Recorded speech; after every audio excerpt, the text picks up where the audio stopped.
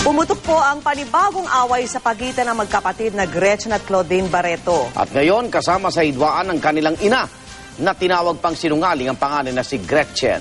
Saksi si Nelson Canlas.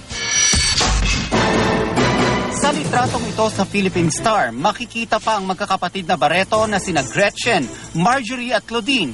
During happier times, ika nga. Pero sa ngayon, malalim daw ang hidwaang namamagitan sa kanila. Sa column ni Ricky Lo sa Philippine Star, lumabas ang pahayag ng kanilang inang si Mrs. Inday Barreto kung saan tahasan niyang tinawag na sinungaling ang panganay na si Gretchen. Nitong mga nakarang araw, pinaringgan ni Gretchen ang isang Instagram user na nagbanta umanong sisirain ang showbiz career ng anak ni Marjorie na si Julia. Sinabi ni Mrs. Inday Barreto, hindi raw magagawa ni Claudine yon dahil mahal niya ang kanyang mga pamangkin. Wala rin daw mental condition si Claudine at sa halip nagdurusa umano mula sa mental torture. Giit ng kanilang ina, hindi raw masamang tao si Claudine. Ikinumpara pa ni Mrs. Barreto ang dalawang anak. Si Claudine, naghahagis umano ng mga plastic na plato at baso.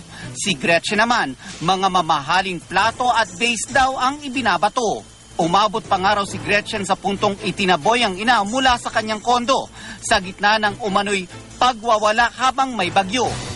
Kinumpirma rin ni Mrs. Barreto na iniwan na ni Raymart Santiago ang kanilang bahay ni Claudine pero umaasa raw siyang pansamantala lang ito. Nagbigay pa ng mensahe si Mrs. Barreto para sa panganay. Hindi raw siya duwag at lahat daw ay may hangganan. Prinotektahan daw siya ng ina sa mga nagdaang taon at hindi raw inalabas ang mga sikreto ni Gretchen.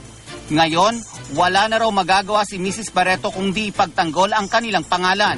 Ipinunto niya ring mahal niya si Gretchen pero ang tunay raw na pagmamahal ay nasa puso at hindi ibinabasura. Handa na raw si Mrs. Barreto na pakawala ng isang anak na hindi naman daw siya ginusto upang tulungan at suportahan si Claudine na noon pa may minahal daw siya ng lubos. Sinubukan ng GMA News na makapanayam si Mrs. Barreto ngunit tumanggi muna siya. Si Gretchen naman hindi raw nagpapaunlak ng interviews ngayon ayon sa namamahala ng kanyang showbiz career. Nakausap ko ang emosyonal na Claudine Barreto sa telepono kanina. Hindi na rin daw muna siya magpapa-interview. Sa kanyang ipinadalang statement, sinabi ni Claudine na sasagutin niya ang lahat ng issue sa tamang panahon. May mga pinost naman siyang litrato sa Instagram ng Porsche ni Raymart habang nililinis ito. Tila upang pabulaanan ng bintang na sinira niya ang kotse ng asawa. Sinubukan naming kunan ng pahayag si Raymart ngunit hindi siya sumasagot sa aming tawag. Nelson Canlas ang inyong saksi